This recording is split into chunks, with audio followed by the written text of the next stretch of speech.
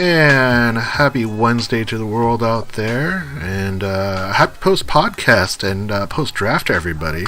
Gentlemen, Ross and Zeb, thank you for joining me this wonderful Wednesday night. How you guys doing? I'm doing grand. How are you? I just watched Endgame. I just watched most of the Seahawks draft. I saw a lot of trading. I'm doing pretty solid. Yeah, not much to complain about there, is there? Sorry, Endgame? Yes. There's this movie called Avengers Endgame. It's a little studio called Marvel Studios making these things. Actually about superheroes. Not familiar. Yeah, it's a new thing. But gentlemen, this is our third episode of the year. This is the post-draft episode, and got a lot to talk about. I don't know how much we're going to be able to fit into this time, but quick shout out to Birdfinger for chiming in live and anyone else checking us out on Twitch. We always have our recordings on the website at hawkscast.com. We're on Twitter at Seahawks Forum, on our podcast at Seahawks Podcast, so come check that out, smash that like button and those follows. But gentlemen, there's a lot to talk about in this draft. You know what? 2 weeks ago, you could have told me there's not going to be that much to talk about in this draft, and I might have believed you. But how things change, huh? It's quite crazy to think about where the Seahawks were 1 week ago. Actually, maybe like 9 days ago, like Monday last week, the Seahawks had 4 picks. 4 picks, which was the lowest amount of picks going to the draft, and then they traded one franchise player named defensive end Frank Clark, turned that into a first-round pick, a future second-round pick, and I believe a swap of third-round picks, and all of a sudden they have 5. They're tied for the lowest number of picks. They're no longer the lowest by themselves. And then they turn all of those picks into more picks. It's kind of like, I think maybe a question of quality over quantity to some regard, and we'll talk about that in the draft, but I think you have to be impressed with the fact that they are able to move and maneuver around, because that, I think, is the one thing.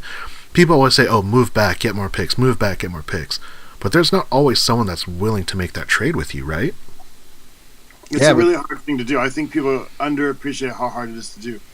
I think if you look post-draft, for example, like the Giants, it was clear like they wanted to, and there was a couple of teams that wanted to, but they couldn't get it done. That's because John Snyder is a HUSTLER hustler. And now we got picks on picks on picks. And they did even small, clever moves. Like when they traded with Green Bay, and people were outraged at this at first, but instead of trying to grab Green Bay's number 3 pick, they took both number 4 picks. And people were like, "Oh God, we're not getting anybody good in the 4th round. They're horrible." I'm proud of myself because I called it right. I'm like, no, that's ammunition. It's like small. You have to have small, late draft picks because when you look at the value chart, you need things to even up, right? So it's basically you need enough small change to be able to pay exact change when you get on the bus, right? If you've only got 5 on the bus and it's $1.50, you're not going to be able to make that. You can't make the payment. You can't make the trade if you don't have enough small pieces. So they were early on. They stocked up on these 5th and 4th rounders that have small value points but can be combined different ways. I thought it was genius. It's kind of crazy to think about because to your point exactly, Ross, there are a lot of people online, especially on Twitter during the draft, that were saying, according to the point chart, the Seahawks came out ahead multiple times when they made those trades. Oh, someone's grabbing this Seahawks 3rd round pick. Well, congratulations, Seattle got 20 more points out of it based upon all the draft picks they got, and it looks like they still got the guys they're looking for. And I think that's the crazy thing. Thinking about all the draft picks that those guys are able to get and turn into we love this guy. This is a Seahawk player. And I think you kind of see that amongst all of the guys they drafted. Those guys fit what the Seahawks want to do. I don't see anyone that's oh, I don't know why they got that guy. That guy doesn't look like a Seahawk. But you think about what a prototypical Seahawk player at those positions look like, and it looks like those draft players, they kind of fit. At least that's what I thought. Yeah, I mean, Seahawks are dogs, man. We got a lot of fight in these dogs. Yeah. It's going to be interesting. But the Seahawks complete the 2019 draft with 4 draft picks to start a week, and then a Frank Clark trade plus a series of moves, and Pete and John got 11 players out of this. While 2019 will be very different, there's a strong chance that each of these drafted players will have a chance to compete for a spot on this roster with significant playing time. This is the Hawkscast podcast, and we're here to say, not today. Not today. Not today, gentlemen. And we talked about this before we went live, and we want to talk about, there's so many picks and there's so many players. I want to kick it off actually with topic number one. So Ross, I'm going to let you start this off, but topic number one, it's, did the draft go according to plan, or did the Seahawks make a mistake by trading back? I think it fell where they expected and mostly where they wanted to. You're always hoping people are going to fall, but I think it fell exactly where they wanted. I think it fell where they needed it to. I think there was a lot of projection during the draft when they picked L.J. Collier. Mm-hmm. There was a lot of projection out there and a lot of speculation that, based on their faces or something, a few minutes later, that they had hoped to get somebody else just before and they'd been sniped. There's no way to know that, and I kind of have some circumstantial evidence against it. For that to be true, that means for the first time ever, people actually knew what the Seahawks wanted to do in the first round, and that's just not likely. And I don't think they were I don't think they wanted. Everybody likes Shipley, but I don't think that's where they were going. I think it fell where they want. I think they did what they needed to do. As fans, we kind of want a couple more of the big name players that we know the names of. I think they're happy, and if they're happy, I'm happy. Do you think there was any mistakes? Any mistakes by continuing to trade back? I don't think so. Because a lot of the players they ended up taking anyway, didn't have. They weren't players that had the prototypical anything, so they weren't first round players. And if you stay where you're going to, then you're going to miss a lot of depth, because we might be close and we're a playoff team, but their goal is championships, and they know they needed talent infusion. And looking at the draft picks, they weren't looking at this year. They were looking mostly at next year. Mostly. And so, they're building championships, so they're playing chess, and most of us out here are playing checkers. So I thought, I'm a huge, move back fan anyway, but watching Twitter and watching other sites, seeing the frustration out there, but I don't know. I think everything fell where you wanted to fall. And I think a lot of it is NFL evaluators evaluating players a little bit differently than the media. And you can see that particularly in this draft, right? Yeah. Zeb, what about you? We talked about this. You were busy, so you didn't have the entire weekend and the work day to just dominate with draft coverage. But after looking at the information, looking at the news articles, looking at the grades, looking at all this information, did the Seahawks get what they want out of this draft, or do you think there were some mistakes by making too many of these moves? I don't think there was too many moves. I don't think that's a situation here. I think this is it's a very Seahawky draft. This is what they do. I think having an extra number one gave them maybe more ammo than usual. They were able to turn that into a lot of picks, and that's pretty cool.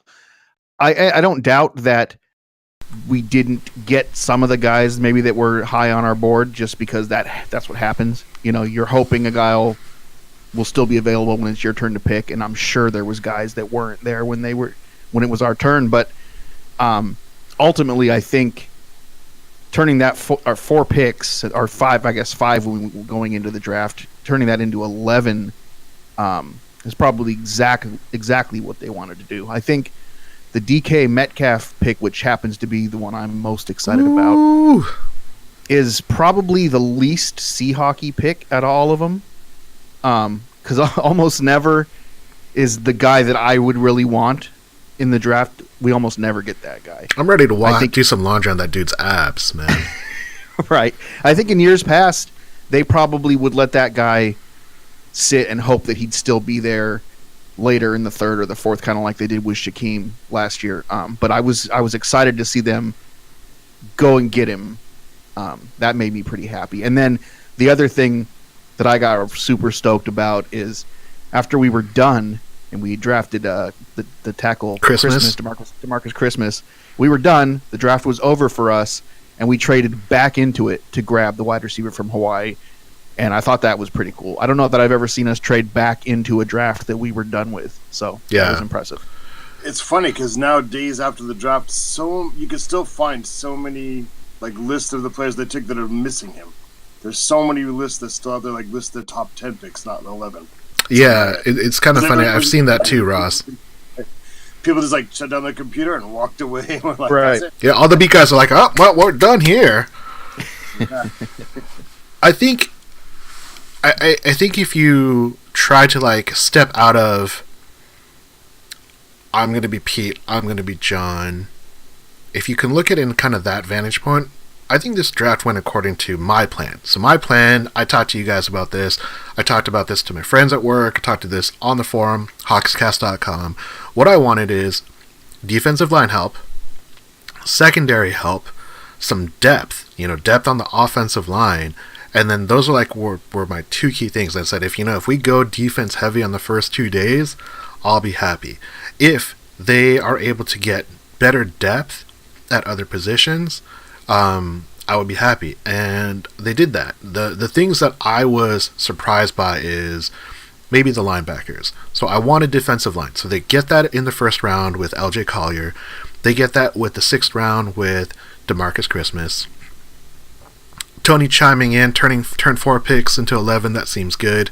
I believe there should be quote marks on that, Tony. But secondary help, they take Marquise Blair, who looks kind of like a Earl Thomas Cam Chancellor hybrid. He's got the body size of Earl Thomas, a little taller, but he keeps trying to hit people like Cam Chancellor. Then you've got the safety from Oregon, Uga Amandi. The things that I were kind of I don't know if we needed that, but in hindsight I'm glad that we did, was picking linebackers. Cody Barton and Ben Burke-Irvin. Ross, I know we talked about potentially, Ben Burke-Irvin being maybe an undrafted free agent, but the Seahawks go out and pick in the 5th round. He had one of the best graded tackle grades in college. Dr. Dags chiming in, saying, is Shaquem Griffin in trouble? Not sure if he's safe for this year. That's a great question, too. My idea for that is Shaquem needs to kind of bulk up and play some defensive end. Turn more into a pass rusher because that's where he excelled at UCF. So that's kind of where I see him because he might lose playing time in special teams to Ben Burke-Irvin and to Cody Barton.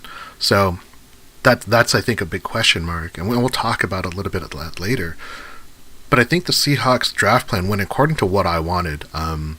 You look at their linebacking situation, they've got Bobby, they've got KJ, but there's a lot of question marks in that linebacking core. And to get 2 more guys that can contribute on special teams right away and play a backup role, that's huge. And then the 3 wide receivers, maybe that's kind of telling. We'll talk about that with topic number 2, but I don't know if this draft could have gotten better. I mean, I give it personally a B+ grade because they get A++ for all the trades they made. But the actual players, I probably give a C+ because these are a lot of depth, a lot of guys that are going to contribute. I don't know if there's necessarily a star among them. I think maybe that's my one concern. I buy that. I think they went into it, and this is funny, for the first time ever, as I said last week, I did a mock, and I mocked it out a couple times, and I was wrong on a lot, and I quickly learned. But one of the things I learned is I was looking at things all wrong. And they announced it almost immediately afterwards, the secret to the understanding the Seahawks draft was special teams. That was the theme. We're looking at hey, is this guy going to be an all-star or not? That's not what they're looking for. I think they like the stars they have. They're last year we lost so many yards on this and so many yards on that, and we lost so many games and this and that because of special teams. Special teams, they're finally getting the appreciation for. We now got a better kicker finally. Now they're paying attention to the coverage. Now they're paying attention to the blocking because that's what sets you up. If you have to go 60 yards, your percentage of scoring is this. If you have to go 50 yards, it's this. If your defense has to protect 80 yards versus 70 yards, the difference in scoring. I think they're paying attention to that finally, and that's what BBK's job is going to be. I think he's going to finally end up being a starter and maybe even an all-pro because I think he was the best linebacker in the draft. I said that last week. I was surprised he was there. I was surprised nobody else evaluated him there, but 5th round is 2 rounds better than we expected. So I'm proud of him and excited for him. I don't know. I think that, yeah, they just went into the draft looking a little bit different from what most of us fans thought they were looking for. Yeah, and I think that's the thing. We've been Seahawk fans forever. We've seen Pete and John draft similar type players forever and ever. But to your point, Ross, I think talking about special teams is a really, really key factor in what they're trying to do, because it's kind of the Moneyball aspect. Like, you need these guys to succeed, and sometimes you can't get them on the field because there's a talented player, so find a way to get them to play. Twitch chat is chiming in talking about what is Shaquem's role moving forward, but if he continues to excel in special teams, that's a spot for him. If you've got Ben Burkirven, Cody Barton, and Shaquem Griffin playing great downfield coverage, because Shaquem is still fast, that is good for your team. So I think that's something that is going to be really exciting about this team. It's not going to be Homer. sex. Travis Homer as well is known for his special teams play, so I think that's another one there. Yeah, I think that it is a little bit telling. Cody Barton and BBK both. I think they were really, really shocked with how much Shaquem couldn't do outside of special teams last year. And if they can get somebody who can play special teams and be a better backup linebacker, they'll probably go with that, because they're not going to keep a whole bunch of linebackers. They don't. The Sam position's slowly disappearing in Pete Carroll's defense, so they're not going to keep a ton of linebackers. So Shaquem, they're going to try him out, I think, as a speed rusher. Yep. They regretted they didn't try him more last year at that. And it's all going to be about training camp and exhibition games for him, because if he can get it done there and show like he can maybe not even get the sacks, but the pressures and make the quarterback move, then he'll stay. If he can't, he could be gone. Yeah, totally. I mean, I'm not going to go so far as to say that like he's going to get cut or he's at risk of that. I definitely think that his value is in question, but I do think that there's some middle ground that both of us are talking about, that I think that's kind of the projection that he needs to elevate to secure the spot. Because you look at what Ben Burkirven did at Washington, you look at Cody Barton at Utah and his highlight reel, which you could find on Hawkscast.com. That is really telling what they're trying to do and what they're looking for in their depth, and players that can do multiple things, not just one. So I'm really excited. Last thing on Shaquem is, unusually for the Seahawks, where it's all about compete, his final roster spot may depend on things actually kind of outside of his hands. It may just depend on KJ Wright's knee, how bone on bone is that, and how is it going to hold up, and is Kendricks and Jalen not, right? And Barkevius Mingo. I mean, that's the thing that, like I said, I didn't really think of linebacker being a big issue for us, but with them grabbing two of these guys, I think it made it pretty clear that they saw that as something they want to address and improve upon, because when KJ was hurt, that linebacking core after Bobby was definitely suspect. Yeah. All right. When if one of those two isn't in there, it was a problem. Right. Sure. Well, let's move on to topic number 2. So, Zeb, I'm going to kick you off with this one. I know you got a lot to talk about, a lot of ab talk that we're going to talk about, workouts, grinding. But with drafting 3 wide receivers, is this the end of Doug Baldwin in Seattle? So this is kind of a 2-part question, because we got to talk about these receivers and we got to talk about Doug. That news this weekend kind of hit like a ton of bricks. I mean, we all knew that Doug had struggled with injuries the last couple of seasons, last year in particular. It's been an issue for him, but I don't know that I thought he was on the verge of calling it quits. You know what I mean, or being unable to play anymore. So it was sad to hear that. Obviously nothing's official yet, but it's not looking good for him. And then it's almost like Pete and John got that news right there on the last day, and we're like, well, we better hop back in and grab Ursua to replace him, because he's almost God, he looks just like Doug on the field. Though that's the wide receiver from Hawaii. Yeah. Obviously he's a 7th round pick, so you never know what could happen, but Hey, he sure does look like Doug Baldwin on the field. So Did his beard have anything to do with it, though? What's that? Did his beard have anything to do with it, though? I don't. I think Rosuro's got a legit He's got a beard. Yeah, and we haven't had a good Seahawks beard for a while, and he comes in, he's got a full-on beard. And I feel like it's going to help his roster spot. you might be right. Like I said before, DK Metcalf is the pick that I was most excited about. I think that the upside there, the potential, the ceiling is so high with him. Obviously, anything could happen. He's got some weaknesses. He's going to have to do some things to become that player if it's possible for him to do so. But he's got all the tools, and the guy's just a monster. To be able to run that fast at that size and the way he's able to track the ball in the air, I think is better than most. So I'm super excited about him. And I don't know a lot about Gary Jennings. I know, Ross, you had mentioned him last week as somebody we might go after. Ross mentioned Greg Jennings. I got half his name right. You know what? I was at like 400, 500 different names last week. Give me a break. I think obviously we went wide receiver heavy for a reason. And I don't think that's solely about Doug. I think that that's just kind of a position where we've always kind of just gotten by on who we had. So I was glad to see them kind of really address that. Hopefully it pays off. And hopefully Doug can play. I guess it's probably not going to happen at this point. And if not, hats off to Doug Baldwin. In my opinion, second most productive receiver in the history of this team. For sure. Ross, what about you? Two thoughts. Doug Baldwin, three new wide receivers. Doug's been done for a while. We didn't take it seriously, right? He told us last year he's not going to be 100% all year long. Then towards the end of the season, he had a couple of good games, and we're like, oh, he's back. He's totally fine, and like that wasn't realistic, was it? Because you don't get all of a sudden like healed magically at 29 or whatever. So I think he's probably done. I suspect he's gonna, give it a go at training camp, and it's gonna be one of those like 2 weeks into training camp, the mind is there and the spirit's there, but the body disagrees, and it's gonna have to be, hang up those cleats. And that'd be sad. People keep talking, he's so smart, they want him to go into broadcasting, and that's the last thing I wanted to do.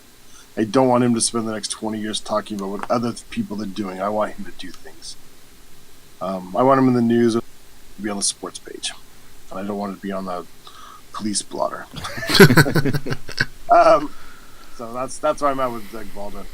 The 3 picks at wide receiver I don't think really have anything to do with him, except for the fact that they wanted some depth. I mean, David Moore last year just disappeared down the stretch, and Jerome Brown, he was fine as a 4th wide receiver, right? Yep. Right. I mean, that's his numbers look what you normally get from a 4th wide receiver on a team. But I think early on they kind of hoped he was going to elevate his game and sort of like kind of work himself into like a wide receiver 3, force it so there's always 3 receivers on the field because we don't want to take him off. That's what they were kind of hoping he would do, and he never did. And he wasn't bad at all. But I think they were just looking to upgrade the position a little more. Keenan Reynolds came in when Doug was hurt. And I thought they had a lot of hope, and I had a lot of hope that he would turn into like a really good slot guy, and he didn't. So they know they just need depth and so on. I think it also has a little bit to do with, I talked about this last year, the new kickoff rules really favor a different kind of guy on kickoff team coverage.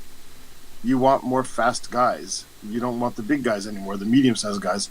So you want more wide receivers. Remember I talked about this last year. Maybe they'll keep a 6th wide receiver literally just for special teams. And I think it speaks a little bit to that. I certainly think that's like Ursua's job. As far as the other 2 go, I think long term, in like 10 years from now, we're still going to be talking about Jennings. I hate to stomp on everybody's parade. Or don't do it. No, don't do it. We're just turning your mic off right now. I don't think Metcalf's like a bust or anything like that. I just don't think he's like a... I think he's like a 40-catch, 600-yard, 5 touchdowns a year for the next 5-year kind of guy. You're going to have to put him on the field. And there's a couple of reasons I think that. One is the guy was considered really, really good until the Combine, and all of a sudden at the Combine he became a star. But I'm really suspicious of players like that. if you didn't do it on the field consistently, he wasn't even the best receiver on his team really during the real games, right? He was the number 2 guy. Well, he was injured, so that hurt, and well, that's the thing as well. That's gonna watch because the Seahawks really, really value availability. Are you available? 100%. And the other thing is that dude. I wrote about this on Twitter. Like, he reminds me of a MiG-25. For people who don't get that, like, the MiG-25 in the 70s and 80s was like a huge sensation in the West. The Russians, Soviets' best new fighter airplane, and it was scary because it was super, super fast. And it could it was huge and it was amazing looking. And then you can find out later on, like, it can't turn and it can't do this and it can't do that. And it's really like a one-trick pony. And he looks like a one-trick pony. He looks like he can run 3 routes. He can't turn. He can't turn on a dime. He can't turn on a quarter. He can't turn on a dollar bill. He can't turn. His shuttle and his 3 cones, like, they're terrible times. He can run fast and straight. I don't think I don't know if he can even coach that. If he can't turn, I don't know how much he can do. That said, Megatron didn't run a whole bunch of different routes either. So I could be totally wrong here, and hopefully I am. Maybe he's just unguardable. And, like, maybe just dazzles everybody with his 8-pack, dude. 8. Yeah. He has a biologically impossible 1.9% body fat. That means actually he can't even move, can't get out of bed in the morning. He's actually dead because you need more than that to be alive. But he's going to keep claiming it. Fine. He also slaps the shit out of people coming off the line. Yeah. That's cool. We'll see. I hope I'm, like, wrong. I mean, I definitely do think that he's going to open up, like, the running game because, like, you have to roll coverage to a side. You have to respect it, right? There's no way the safety's not rolling that side. So, we'll see. I think it'll work out. I just don't think it's going to work out the way people think it's going to work out. Ross, just like raining down on the chat. The chat is loving DK Metcalf. I mean, Tony, Dr. Dags, Birdfinger, all of us talking about it. Jennings has the better career. I'm saying it right now. Okay. I think that's fair. Totally feasible. He can turn. You got to be able to turn in the NFL. So, I think what you're saying, Ross, echoes a lot of sentiment, but we're not here to talk about sentiment. We're here to hype. Yeah. We're here to talk about the hype. But before we get to the hype, the pre-hype, we do need to address the Doug Baldwin issue. So I want to give a special shout out to Birdfinger. Birdfinger shared this message from, I think it was Adam Schefter, saying that, hey, Doug Baldwin might have played his last game. And my immediate reaction was like, shut up. I don't want to hear that. No, Doug's going to play for 20 more years. I've always loved Doug Baldwin. I really need to go buy his jersey, like, this offseason. But hearing more news, hearing about the way that Pete and John have talked about it, I mean, I don't know if I would say the writing's on the wall, but there is more than a reasonable amount of concern that everyone should have about whether Doug is going to play. And as a selfish person, I want Doug to play, but only want him to play if he's healthy. If he's healthy, I think he'll be amazing, because we saw flashes of how good he can be, even if he's not at 100%. So I'm not saying that he needs to go out there and drag 3 broken limbs with him to the field, because that's not good for him. He has so much more in his future other than just what he's done on the field. So I'm really excited for that.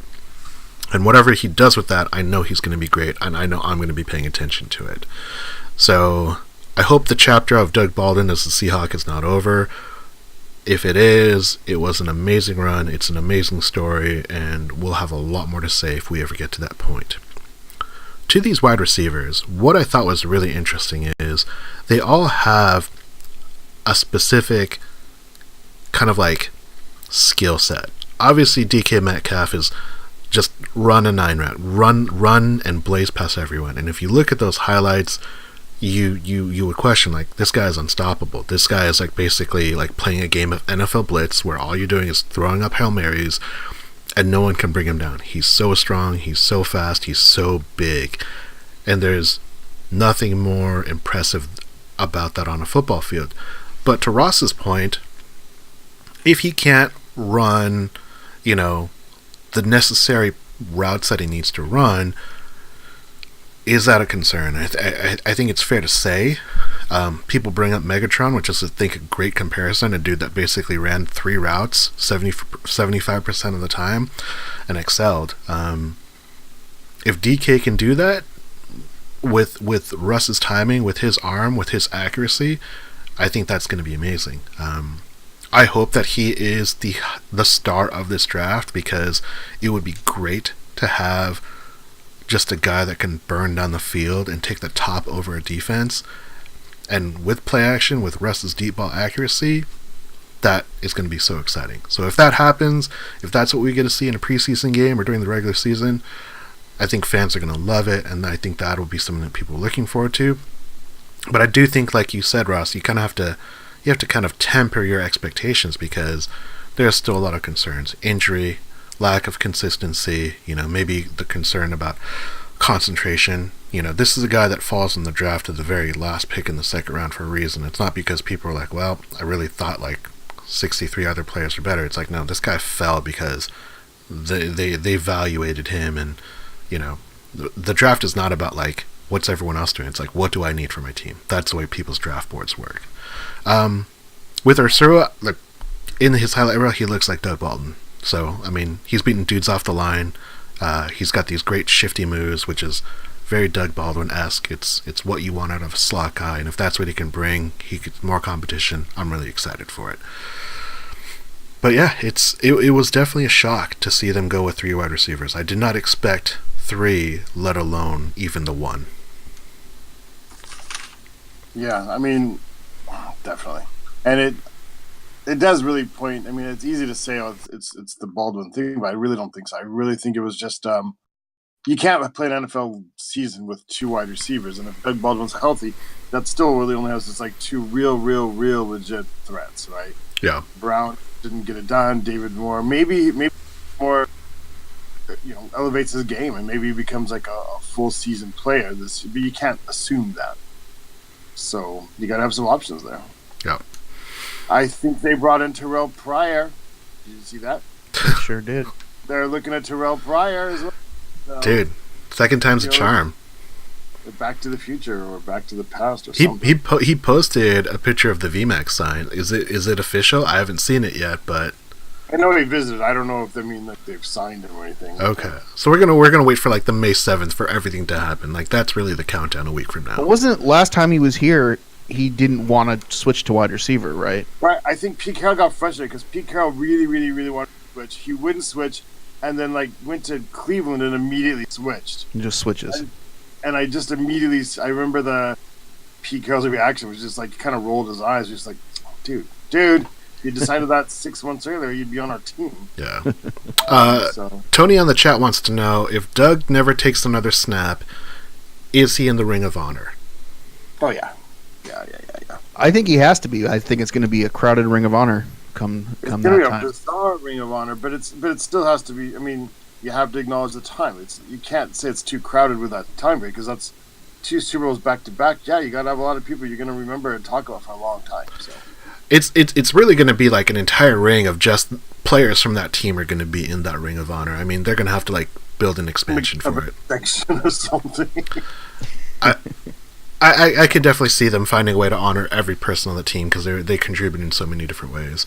But let's move along here. We're going to talk about topic number 3. So this is the Hawks Cast Corner, and we're going to talk about the 2019 Seahawks NFL Draft grades. So we all predicted what we thought was going to happen, and I need to confess, I thought the Seahawks were not going to be as active as they were in the market, and I was totally wrong, by 20 trades. So thanks for proving me wrong, John and Pete. Just trying to be more diversive and try and spark conversation. And they told me to shut up and go sit in the corner. I'm going to do that.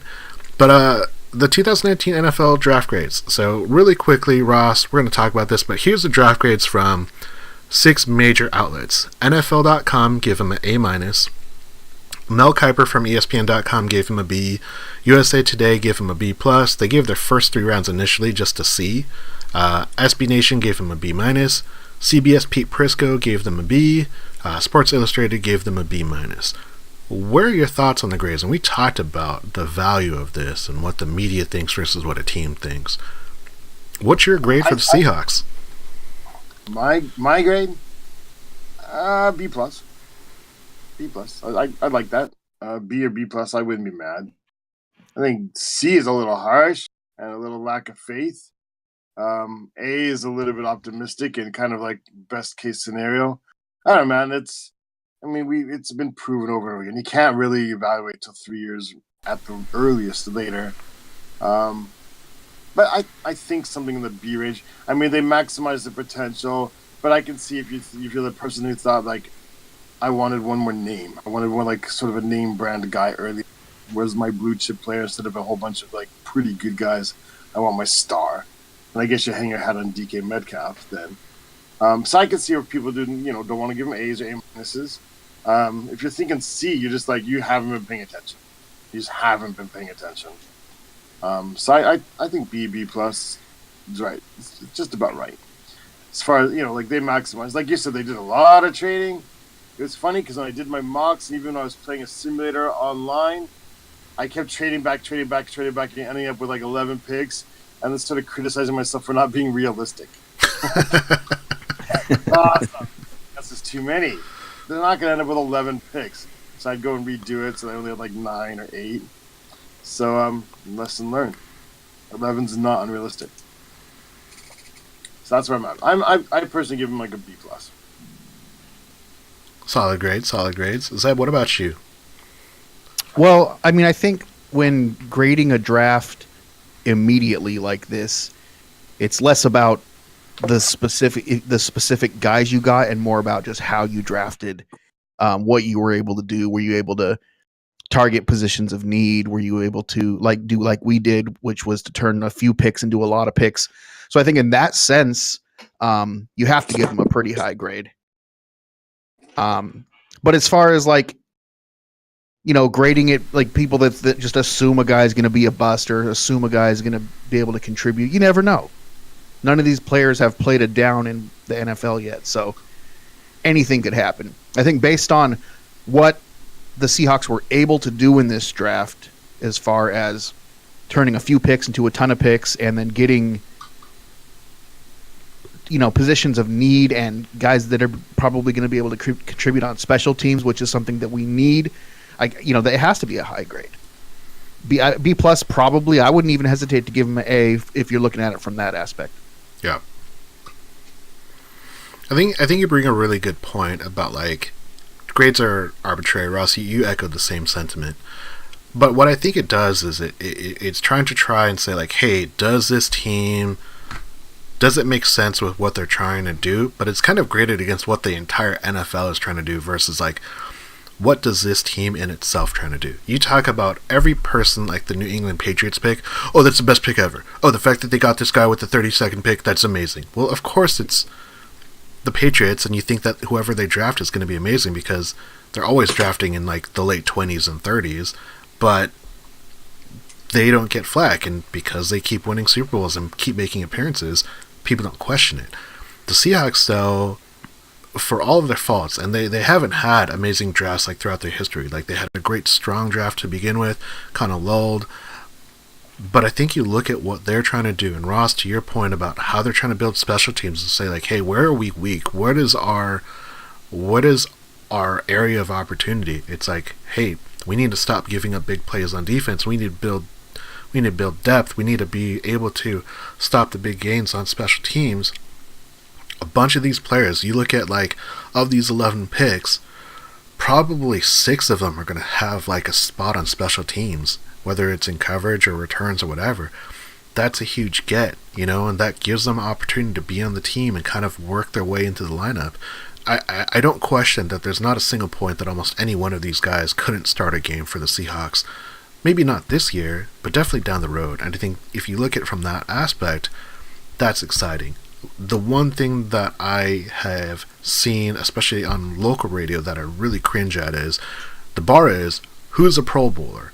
And I think that's a really bad way of looking at it. It would be great if every person you drafted was a Pro Bowler, and Seattle's gotten Pro Bowlers from throughout their draft lineup. But the problem is, it's look, you're expecting some 20 to 23-year-old kid to be all of a sudden the best player in the league. They got that last year when they got Michael Dixon, but it's not a common thing. So the fact that all these grades are all on the positive side, I think is pretty impressive for Seattle. I know what you're saying about does he have to be the best player ever? I think I don't know if they mean this season, but again, if the goal is championships, you can look at the roster and say we legitimately do need 2 or 3 more guys who elevate all the way up to Pro Bowl, All Pro kind of level. We have to. I get that, but honestly, like think about. We're not going to win a Super Bowl if we don't have one All-Star in the defensive secondary. We're not going to win a Super Bowl if there's not one or two guys on the defensive line that are at least Pro Bowl level. We're not. I think that's an argument that you can make, but I don't think that is necessarily the defining thing you should look at. And I know we're basically splitting hairs at this point, but on that New England Patriots defense, who do you think of? Devin McCourty? I don't even know if that's the right one. I know there's some McCourty on their defense. I don't know if that's their best defensive player. It's the only one I can think of. I'd have to look that team up. But like Teddy Bruschi. Yeah, right? I mean, I could name more defensive players from that Rams team than I can from the New England game, and that New England team... Malcolm, let's see. Hold on a second. New England Patriots defense. Let's see what they got. They don't even have Malcolm Butler no more. Right, no, exactly. Right, but then they replaced him with another Pro Bowl cornerback. All right. Well, Ross, while you go look that up, let's actually talk about topic number 4, because this goes exactly into what we're talking about right now. So, Zeb, topic number 4. Which of these players has the highest ceiling, and which are you concerned about? I mean, I have to believe that DK Metcalf has the highest ceiling. Obviously, there's tons of question marks, and whether he's ever able to play even close to that level, who knows? It's probably more unlikely than it is likely. But from where I sit, from my perspective, his ceiling is as high as you can get for a wide receiver. Like, he just has all of, there's a lot of potential there. There's so much potential there. I don't know a lot about a lot of the other guys we drafted. I feel like the linebackers that we selected are kind of undersized guys who are, like we've talked about, more likely to contribute on special teams than anything else. I don't know that I have a guy who I'm concerned about there. Maybe that's DK Metcalf too. Maybe I'm concerned about him and his injuries and his abilities to elevate to the pro level. So maybe he's the answer for both of those questions. I don't know. I think I know the least about DeMarcus Christmas, but I think the fact that his last name is Christmas gives me a lot of hope. Going from Homer to Christmas. Exactly. And Homer looked, obviously, I haven't watched tape. I haven't watched film on these guys. I'm watching highlight reels, so you're getting kind of the best of what they do. But Homer looks like he could contribute at running back as well, and he's a special teams demon. So, I feel like he probably will find himself a place on this roster. I don't have anybody that I'm particularly concerned about, though. It's draft picks. Like, they're 50-50 as it is with Pete and John. So, I don't have any particular that I'm, like, overly concerned about. Yeah. Ross, did you find any of those Patriot defenders? Trey Flowers, Stephon Gilmore, Malcolm Brown. Trey Flowers is on our team. Trey Flowers, like, they're Trey Flowers. I mean, he's not on the team anymore, but he was on the team last year. I think there's like 3 Trey Flowers in the league. Okay, popular name. They're Trey Flowers. And they're Malcolm Brown. He was a rookie last year. He wasn't an All-Pro yet, but he's going to be there. Stephon Gilmore. I mean, like, yeah, they've got... I mean, like, Pro Bowl voting's a bit of a joke now, but you know what I'm saying? Like, these are, like... They're up-and-comer. I get you. Yeah. And so, I mean, I know what you're saying. They don't necessarily have to be that, but... And plus, the Patriots are a little bit different. They're from, like, the Bruce Lee kind of amorphous offensive defense style, and that's not us. Right. If you want to go by winning by tough defense, then you have to have defensive stars, right? Right. So, as far as this draft goes, my answer to the question we're actually on, I think by just overall potential, I mean, it's to be DK Metcalf. You look at his numbers and his measurables, and let's all fall in love. Concerns, depends on how you mean concerns. There's not all these players are going to make the team. DeMarcus Christmas isn't going to make the team. Sorry, dude. He might. But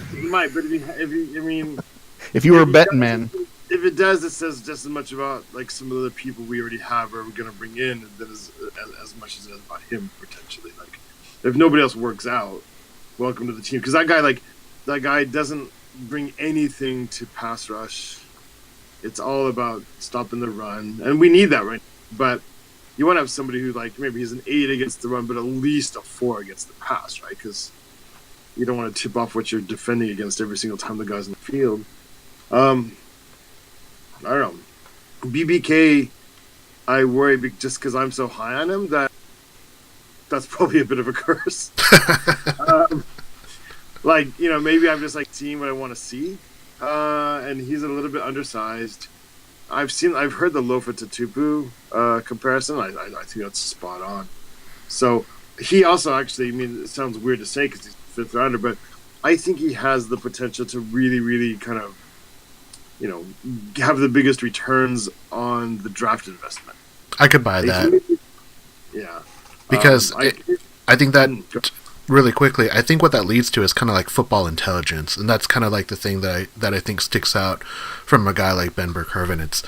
He has a high level of football intelligence, which is why I think a Tatupu comparison, this is the first time I heard of it, makes total sense to me. Yeah. And then one other guy I kind of want to mention is the Phil Haynes. I mean, evaluating everything before the draft, I never even came across the name.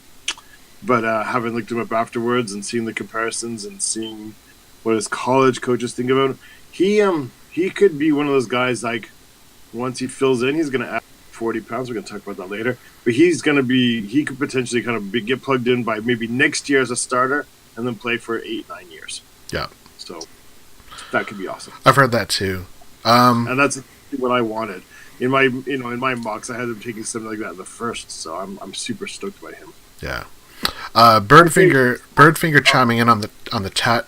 The chat says LJ Collier is going to be better than we expect, and it's going to be Nas versus Christmas. I think that's kind of like the competition. I think Poona Ford has really endeared himself to the team.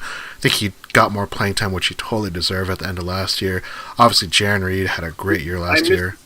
What he said, it's going to be who versus Christmas? Nas Jones versus DeMarcus Christmas. I think Nas is moving to defensive end. It's going to be Nas versus Collier.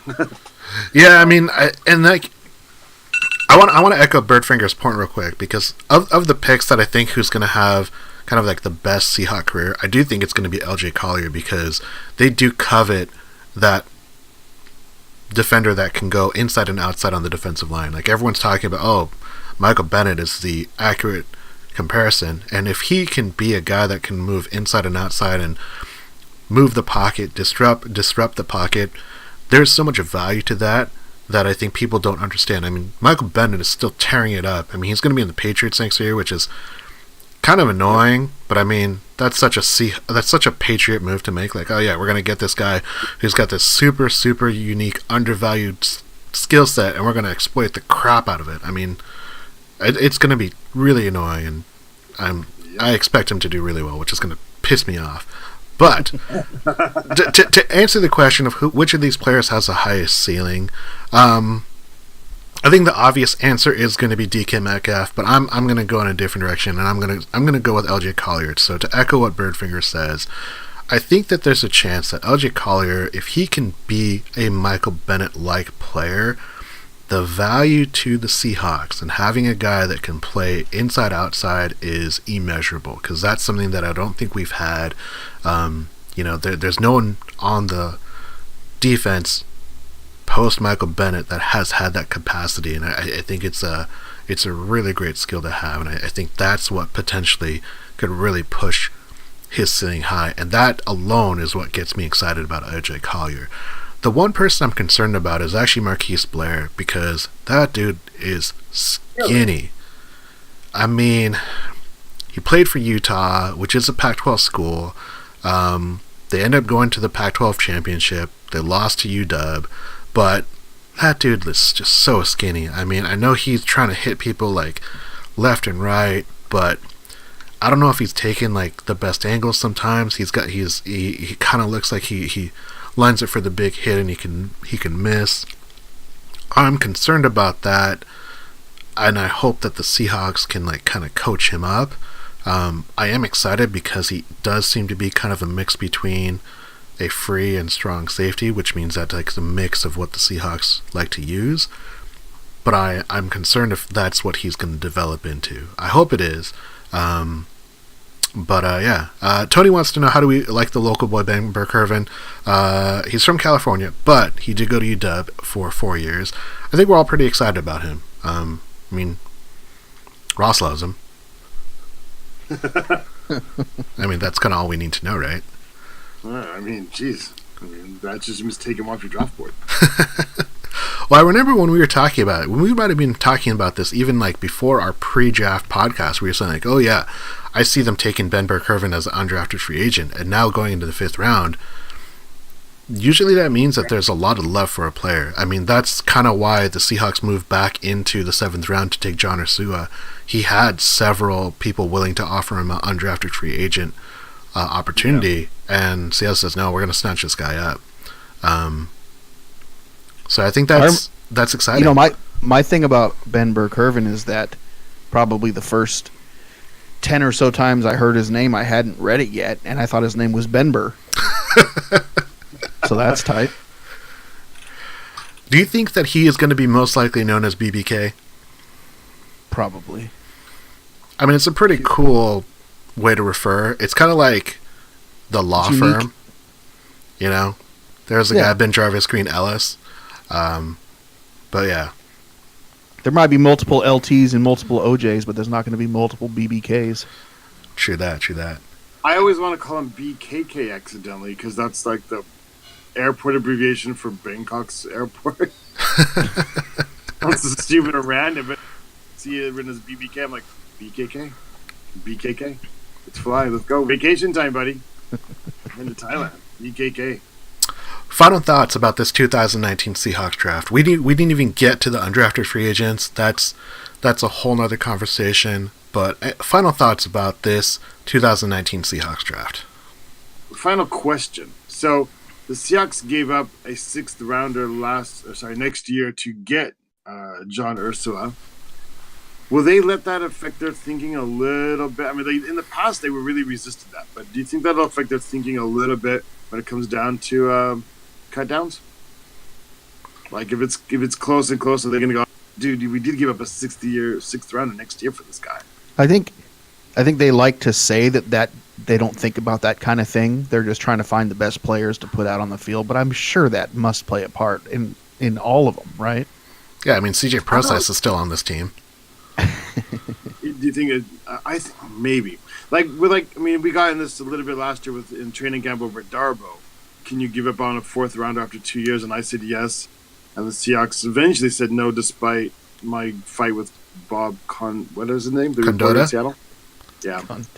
They tried to get rid of him. He failed a physical, so now he's still on our team. But yeah, that really messed up Seattle with their trade with Houston, right? Was it Houston? Yeah, because that was part of the... No. Houston was Houston was a corner. Yeah, we traded Darbo to New England, I believe. Yeah, they went into New England. There, he missed his physical, and they came back. So what did that mess up? I forget. But probably a conditional pick. Yeah, but I gotta think it's gonna slightly infect their thinking. So if it comes down to 50-50 deals, he probably is gonna come out on top. So he might have a better chance of making the roster than we think. I also think that they are looking for players with a specific skill set. It looks like John Ursua fits that skill set. So I think they would not bring in someone if they did not think that they could break camp with them. Obviously, it's up to him. But it's a crowded position, right?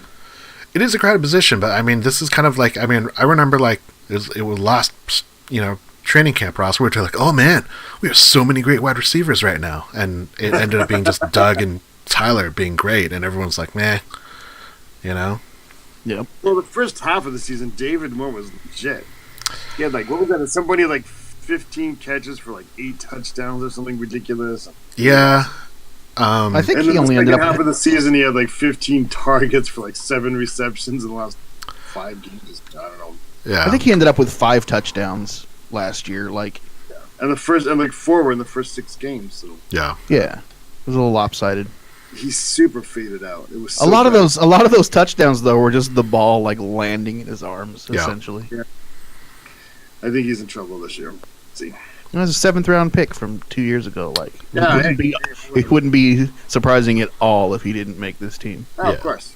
I'm not disappointed. Just he teased us a little bit, though, right? He did. Like, oh my god, he's gonna be awesome. That Casey Williams. I love a good tease. Jason Williams, like the hero of 2 years ago, like never really properly. People are like convinced like that dude totally is legit. Hey, don't forget about my boy Tremaine Pope. Troy Maine. Man, it's just like there's like a wasteland of just like August heroes behind us. Yeah, and it's called the XFL. All right, that is the 2019 Seahawks draft. Talk about it with us on Twitter at Seahawks Podcast Seahawks Forum. Also, go to hawkscast.com. Got a lot of great stuff out there. Ross actually has a lot of great stuff on the draft and mock drafts. Definitely worth listening to and reading because so much content. It's mind blowing for sure. But let's writing more about post draft this weekend. Great, and you'll see about it on Twitter and hawkscast.com. So check it out. So let's get into some predictions. So, gentlemen, this is always a fun time. And Ross, we're gonna let you go first with this. So this one's gonna be kind of easy. But we're going to ask, before or after, defensive end Ezekiel Ansah signs May 7th? After. I mean, anyone that doesn't understand the value of that doesn't know the Seahawks. They're trying to protect those compensatory picks, which means that any free agent signed after May 7th doesn't impact that. Although, if he signs under a certain amount of money, we'd still keep our 3rd and 4th, which is what we really, really want. So if it means like we would like lose out on him, there's a slight chance we would sign him before that. If it looks like somebody else is going to swoop him up, and like they could sign him for like 9.5, 10, I think they would actually do it. Just so are you changing your prediction? No, I'm not. I'm just saying that I'm just. He's giving himself an out. I'm hedging. I'm always right. Do it. You hedge on everything. Right. All right, Ross. The most likely rookie of the year. Like in the NFL or for us? On the Seahawks. Jennings. That's right. DK. I'm going to go with LJ. LJ is my ceiling guy, so I'm going to go with him. I think he's going to be sort of an unsung. I think you're right. He's going to be super legit. I just think he's going to kind of be like a career unsung kind of doing his job. I'll take that any day. Brandon Mebane. Yeah, I love Mebane with that belly roll. Most likely to get practice squatted. Oh God, Ursula. Okay. Yeah, I was gonna pick him too. I hate that though because I want to see him on the field. I'm gonna say one of the safeties. The safety from Oregon, I think, is going to get practice squad. Yeah, I mean, I think he's likely going to play corner, but I think they have guys that they like at corner in front of him. I don't think he lost the practice squad, dude. 4th rounder, lots of talent. If we cut him, he's gonna like make the 53 somewhere. Birdfinger is saying that Christmas is going to practice squatted.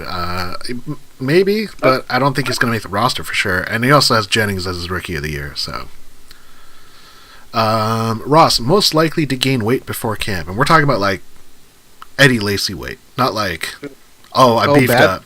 Bad weight? Who's gonna Eddie Lacy themselves before camp here? You mean like anybody or Ricky? Anybody. Oh, holy crap. Oh man. I thought it was gonna be good weight. I thought we were talking about rookies, and like Phil Haynes was my answer. They've already scheduled him for like a 35-pound like muscle building program, right? Jeez. What's his name?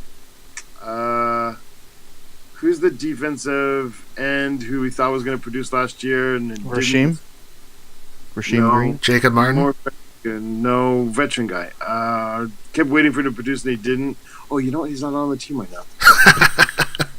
Deanne Jordan's going to re-sign, but then they're going to get cut him because he'll have gained weight because he's like realized he's blown his last chance. That's probably my answer. Right.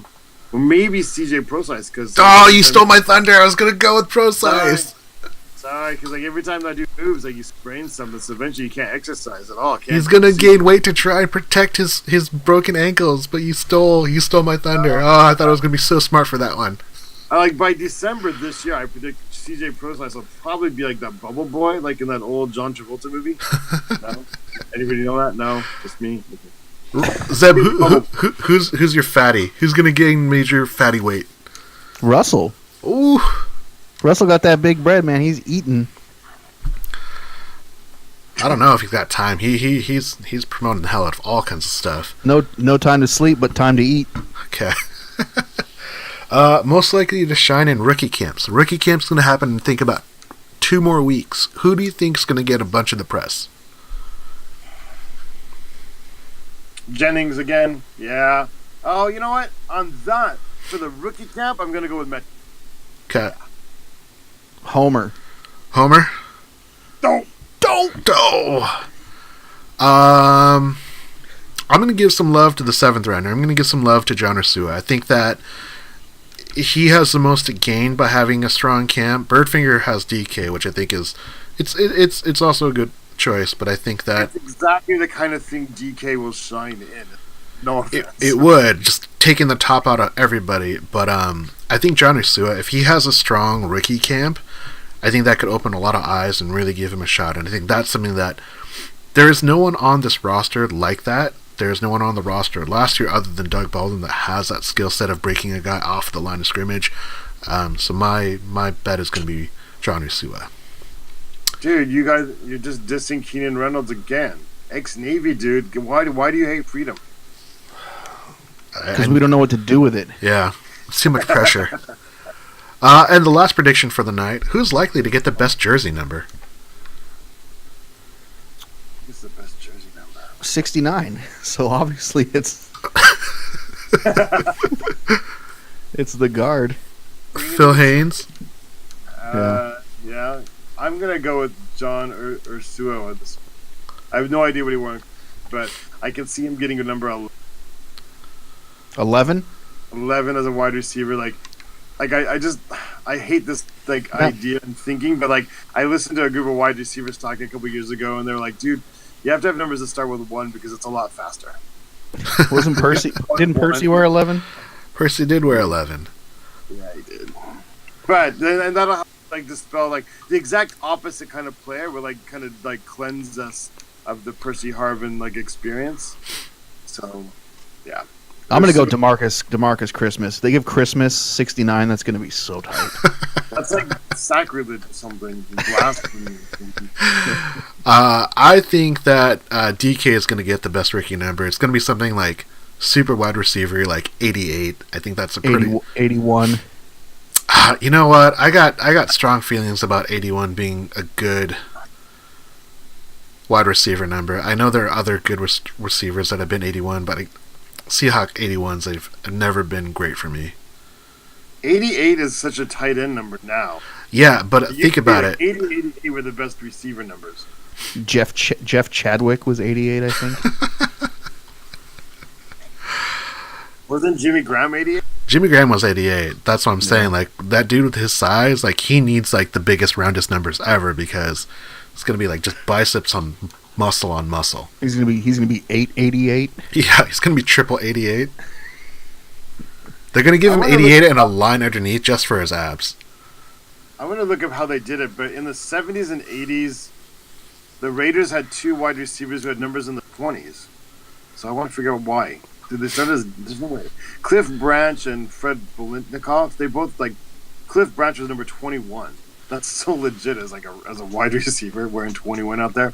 And Bolitnikoff, I think, was 25.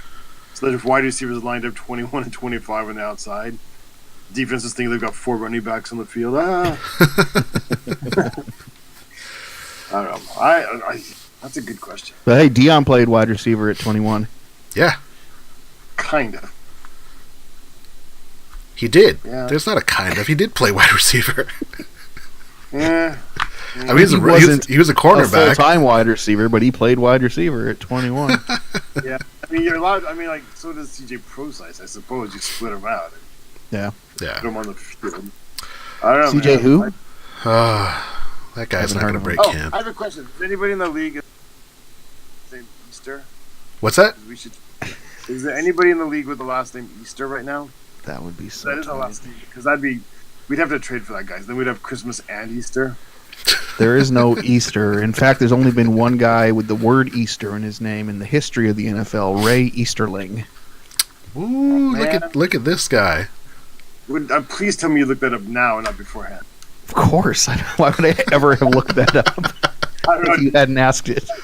You came out with that pretty quick, and I didn't hear any typing. So I bet you there's more chance that there was a guy with the last name Thanksgiving. how do you even search that? ProFootballReference.com knows everything. Oh, right. Okay. Good times. That is our third episode of the year. That is the post-draft podcast. Gentlemen, shout-outs. When is the next? Wait. Before shout-outs, what's the next event? Are we doing OTAs? Are we doing? What are we doing? The next event is definitely going to be in the summer. We're going to be getting ready before training camp. So Ross is going to make some appearances stateside, I believe, and we might do some special programming. 5, maybe 6 training camp days. So we are going to get a lot of opportunity to talk about training camp. Ross had some really great insight that he got into his first Twitter beef online with some well-known Seahawkers. So I'm looking forward to that. But check us out on Hawkscast.com, Seahawks Podcast, and Seahawks Forum. You'll get all the up-to-date information about all our podcasts, all our schedules, and all special reports that we're going to be doing as stuff breaks down. So definitely check that out. Now it's time for the shout-outs. Zeb, any shout-outs today? Yeah, shout out to my cousin Elijah. Me and him and I have started a new podcast called Awesome Not Stupid, which you can get on iTunes or Google Play or Spotify, wherever you listen to podcasts, or you can go to awesomenotstupid.com and check that out. What's that about? Whatever. As long as it's awesome. Not As long as it's awesome and not stupid. Or, you know what, sometimes it's going to be about things that aren't awesome and are stupid. We're just going to have to make sure that people know what we think. I'm sold. I'm going to listen to it right now. I'm going to download that. Appreciate it. If it's about me and ends up stupid, I'm going to... No. Nothing like that. Ross, any shout-outs? Jerry Seinfeld. Fair. Shout out Jerry Seinfeld. I've been watching old season 1, season 2, season 3 Seinfelds lately for some reason, and man, those age pretty well. I arguably better than. And shout out to the writers GOT for season 8 because hell of a comeback. You almost lost me in season 7. I was on my way out the door. Then I heard a couple of lines of interesting dialogue, and I'm back and I'm in. I'm all in again on GOT season 8. Alright, Ross is in on Game of Thrones. I don't watch it, but whatever. Quick shout out to Birdfinger, to Tony, and to Dr. Dags. Gentlemen, thank you for chiming in live during the podcast recording. We always would love to get you guys online on a real podcast, so definitely hit us up. Love to have you as guests. Special shout outs to Pete and John. Great draft. A lot of great stuff to talk about. I'm really excited for this class. I think there's a lot of opportunity. Maybe the ceiling's not so high, but I think the floor is awesome. And check us out at Hawkscast.com, Seahawks Twitter, Seahawks Forum, Seahawks Podcast, and go Hawks. TK!